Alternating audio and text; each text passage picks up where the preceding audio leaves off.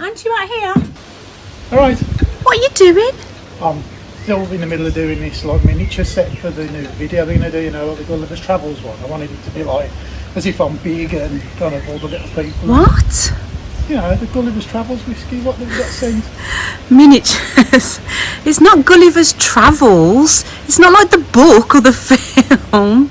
The whiskey's called Gulliver's 47. Samuel Gulliver was a real person. He didn't get captured by miniature tiny little people though. He went around the world looking for the best distillers to craft the most quality driven whiskey. He wasn't in a film, he wasn't tied to the floor, you dope. And the whiskey's called Gulliver's 47 because he started all his adventures in 1747. All of this has been a waste of my time then. You've been out shopping, I've been doing them, my fingers are killing me. This is just all a waste. Well, you clearly didn't do your research, did you? And to be fair, it kept you occupied while I was out the house.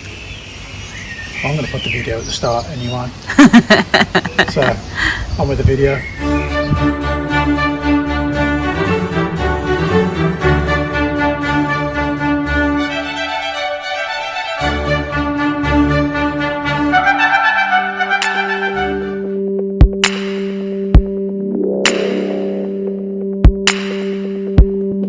So now we're all up to speed, you know that we are reviewing Gulliver's 47.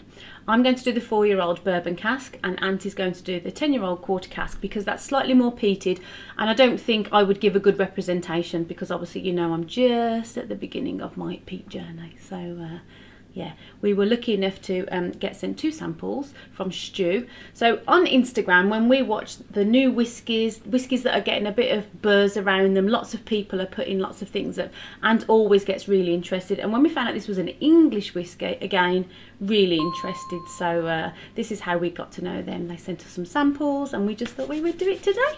Yeah, like we've got our series of doorstep distillery visits. Yeah. And that always interests me because I think that the more places we can kind of have planned to visit, it's always nicer for us. And now lockdown is nearly over and places are starting to open. It would be really great if we could have some new ones to look forward to. Absolutely. So, should we get on with it? Yeah. So this is the 4-year-old Bourbon Cask. It's very clear in colour for a bourbon cask. Yeah. It's quite light, isn't it? Yeah. Oh, it doesn't smell light. Doesn't it? No. Because to be honest, we kind of had these samples and we didn't have a clue. No idea. What to expect. Yeah. We didn't know what. We kind of we just they going came with it. and we're just going to do this video and we didn't really look into it too much. No. We just kind of wanted to go with the first feelings. Now I know you've got the more peated one, but I'm telling you now, first nosing, bonfire smoke. Actually, I'd say peat smoke. Yeah, it's more than smoke. But does it nose beautiful? Too peaty? No, it's really lovely. There's a real sweet element. Can you get the bourbon? Not yet. There is like a light fruit and vanilla, so that's probably the Bourbon Cask influence. But yeah, definitely peat and sweet, which is my thing at the moment. So this is me entry level into peat. So peat and sweet just makes it easier for me to drink. Peat sweet. Peat sweet, yeah. Okay, so the official notes on their website is sweet burning peat, which pretty much is what you've just said, and a snap of ginger. Oh. Accompanied by herbal notes, particularly thyme and sage. I've never really got a lot of I don't herbs think on I can whiskies. get that, but I would say, now I know it's there, maybe if I'd have sat with this a bit longer, because obviously I've just literally gone in for this, maybe I'd have said a bit of a botanical as in grass or hay. But I probably wouldn't have picked that up if you hadn't have said that, if that makes sense. Yeah. I think herbs are always very strange, aren't they? We never really And seem sage to is get quite predominant. I wouldn't... And that's not a note you would get on a bourbon kind of... But there is a lovely, nice, I'm going to say vanilla.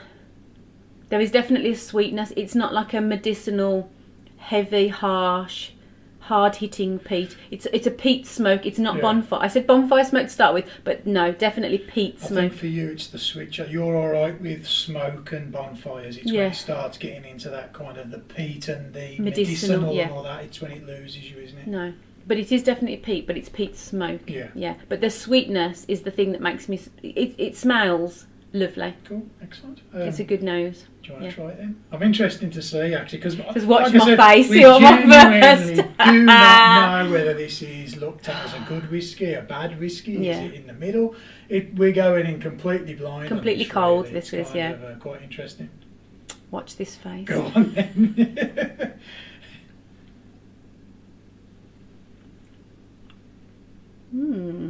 Oh, that is beautiful. well, that's Oh, good. that is lovely. Right off the bat. Beautiful, and I did take quite a big mouthful. Do you know it's like a chewy whiskey? Right, okay. You know, a whiskey that's full mouth feel. Yeah. Easy for me to say. I definitely can feel the bourbon notes are coming through now. There's almost like a nice buttery toffee. Yeah, like a buttery toffee vanilla. Right, okay. So it's your Maybe typical fudge. bourbon note. What's the... It is, but quite often in bourbon I get like caramelised sugars. It's not that strong at all. It is really subtle sweet. But the peat is just beautiful. Is it peat or smoke, would you say? I'd say it's peat smoke. Oh, right. So it's not bonfire smoke. There's definitely a peat this element. is actually quite a good crossover Step for for you, me, yeah. Because you're always looking for Yeah. those, aren't you? Your middle like range. 100%. This is like the next step. It's not peat as in just peat. It's peat smoke. Nice. But peat smoke, not bonfire smoke, if that Yeah. makes sense. That is lovely. It's a real like chewy. So there's a full mouth feel Yeah. there. Not drying.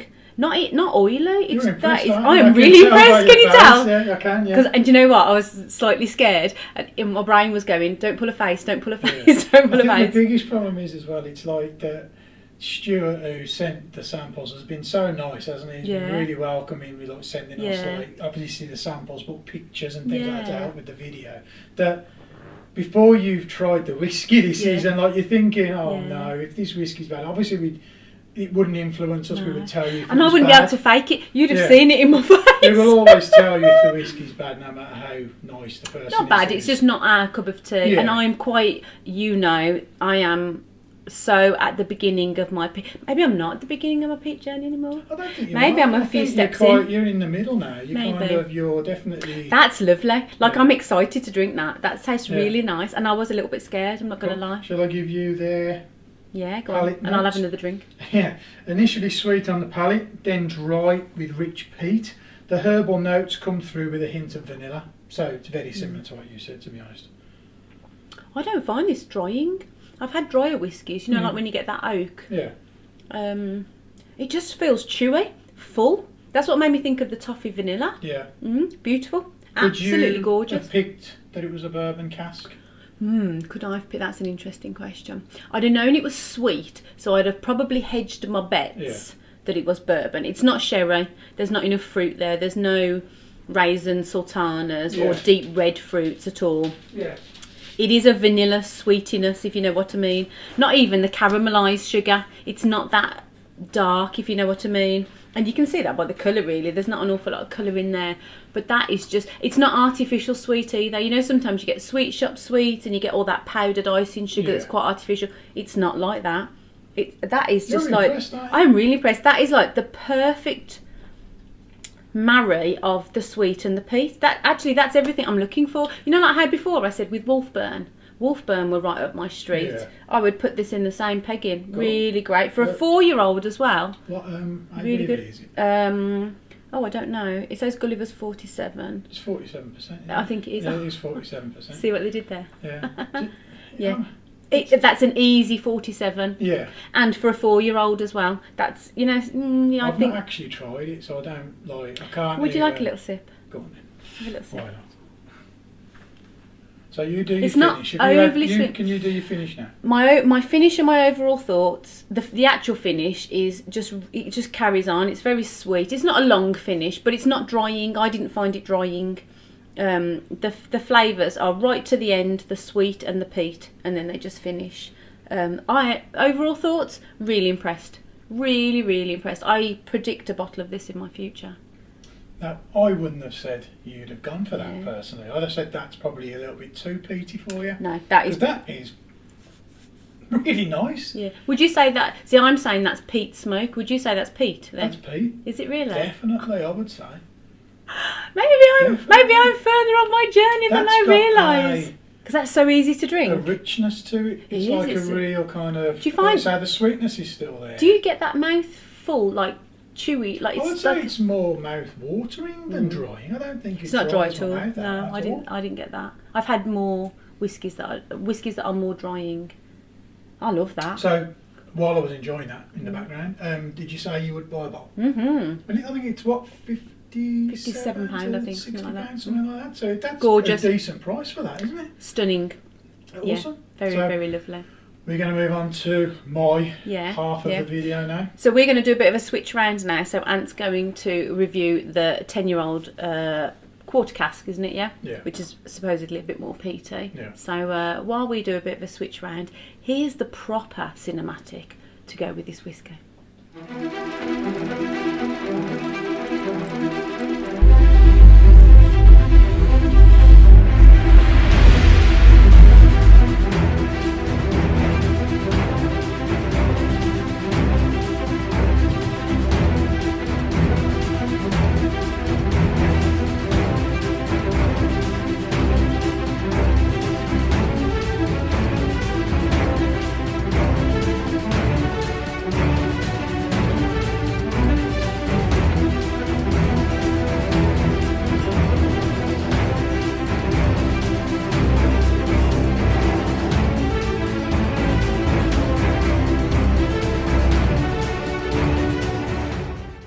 Okay guys, so there you saw the real cinematic that should have been playing at the start.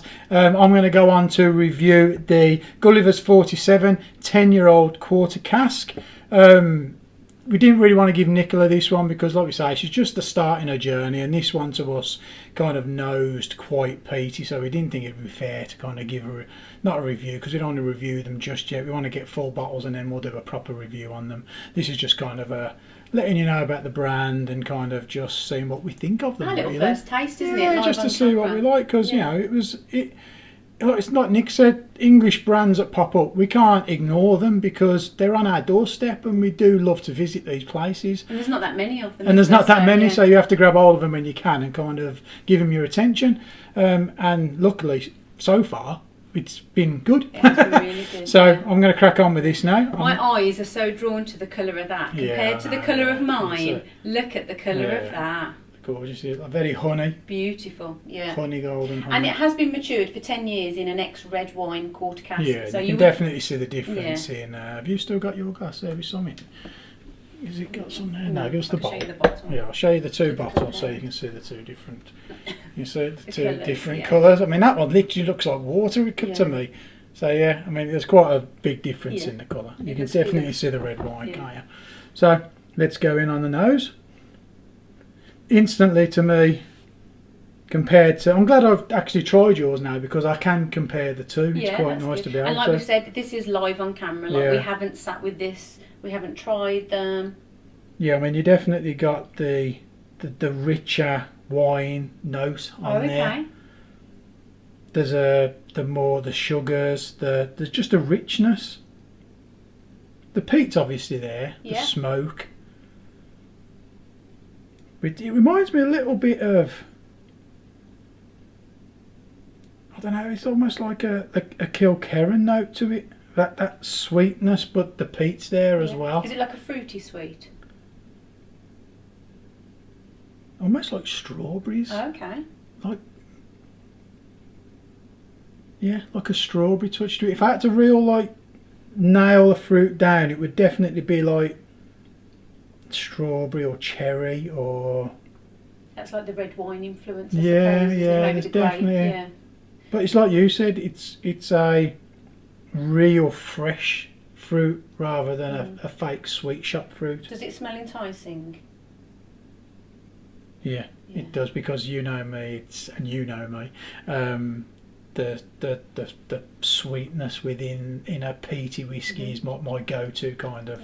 If I had to make a whiskey, that would be the two first things. Sweetness, peat would be right up there. So on the Gulliver's website, their nosing notes are smoked cherry high notes with a gentle earthy peat throughout, balanced with ginger, cinnamon and honey. So ginger and cinnamon are quite spicy. Are you getting any spicy notes? No. It's more the, like I said, it's more the red fruit, the red fruits and the sugars. Earthy peat. The peat's there. It's like not focusing on the peat so much because it's just there. And it says gentle. Yeah. And I can't pick out layers of peat, if you know what I mean. I don't really know if there are. I think you've got, at the moment where we are in our journey, it's either smoke or peat, isn't it? There's no kind of. Perhaps we need to look into that, whether there's layers of peat, but different sometimes versions. you get like the bacon, or you get the campfire, or they're kind of notes within peat, though, aren't they? I don't know whether there's a. They just say on the nose it's a gentle, earthy peat. Yeah. Yeah, it's just a nice. Does it make you want to drink it? Every whiskey makes me want to drink it, to be honest. So I'm going to drink it. I'm looking forward to this, to be honest. Now you've had yours.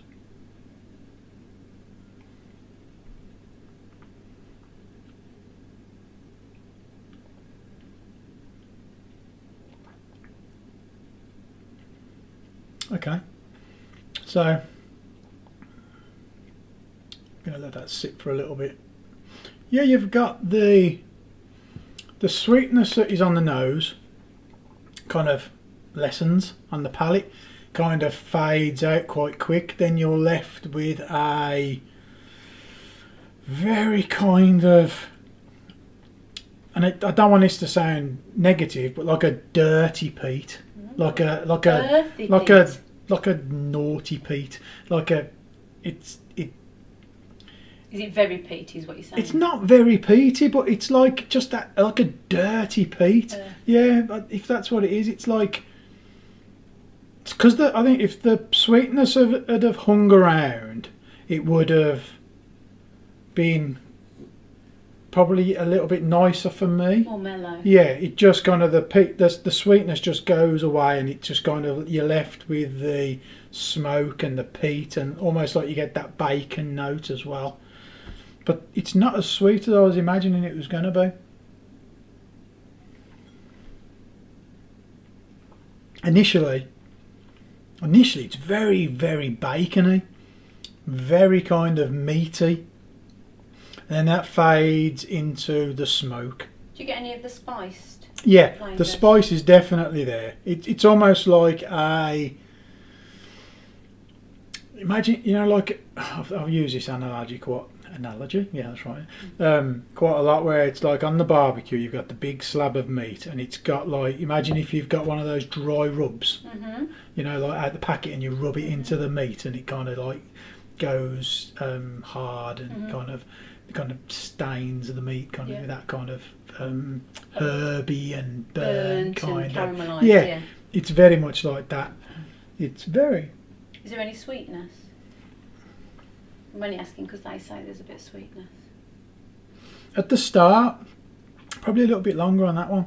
At the start, it's very sweet, but it does fade out very quick. And it is like dirt. And that sounds terrible, doesn't it? But it's actually very nice. They say on the nose earthy peat. Should I tell you what the notes are on the taste? Bonfire oak with a hint of rich peat diminishes to a smooth and satisfying smoulder. So think of smouldering bonfires maybe. Giving way to spiced sweetness, vanilla and marzipan. I don't get marzipan. Do you think this would be too much for me? Do you think it'd be too big? Try it.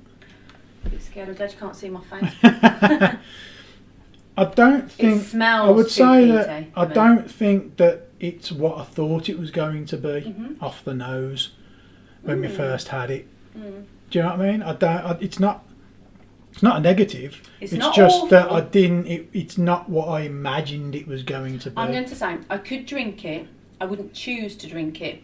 The sweetness goes really quickly. The sweetness is there as soon as it goes in your mouth, and then it disappears, and then it is a absolute full-on earth peat. Oh, it is, isn't it? It's not smoke. It is earth peat, but it's not like it's not awful.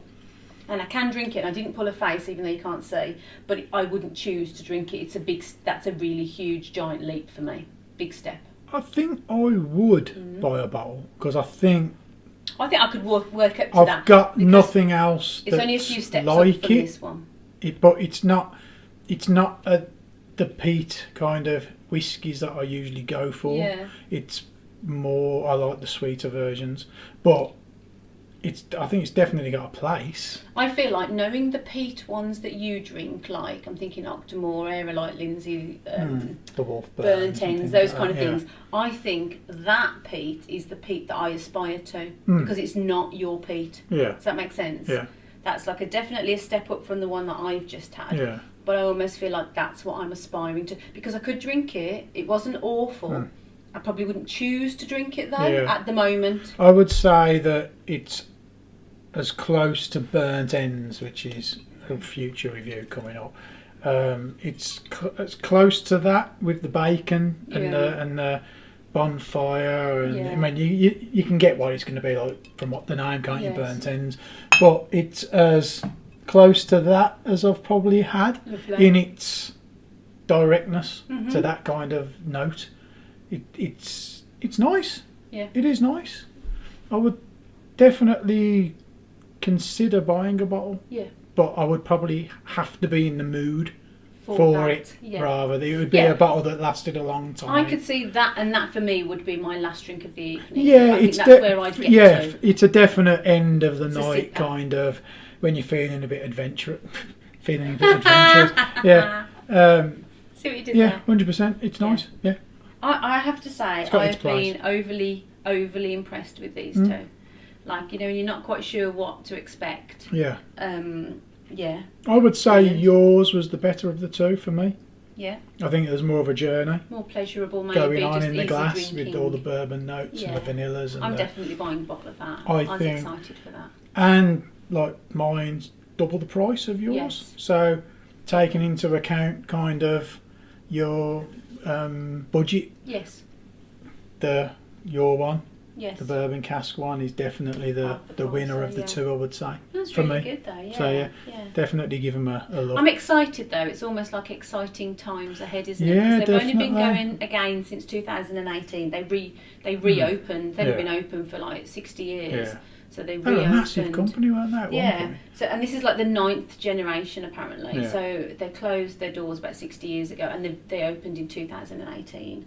So you know, big things to come. We'd love to. It's exciting, isn't hope it? to visit. Yeah, obviously at some point. So thanks for that. Yeah, it's good. That was. I like that. It was nice because it's nice when you find Something a new different. brand that you didn't know existed, and we literally had no clue, did we? No. They even existed. The powers of social media. Absolutely, and that's what it's for, isn't it? At the end of the day, sharing information and getting everyone kind of knowing each other and stuff like that. And if that's a distillery or a person, doesn't matter, does it? It's all what it's all about. And on that note, have I got anything else to say? That's what you're asking me. Yeah.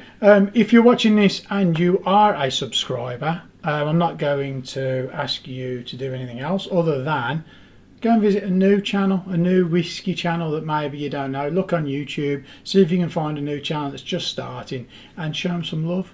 I mean, we all need the encouragement that if what we're doing is the right thing and that you're enjoying it. So just have a browse through YouTube and try and find a channel that you don't necessarily follow already and give them some love. Other than that, thank you for watching. I did save a smidgen of whiskey left in my. Have you still got some of yours? Not at all. You haven't? Oh, we can't do a double one then, can we? Completely empty. Just me then. Thank you for watching, and pour it, drink it, enjoy it.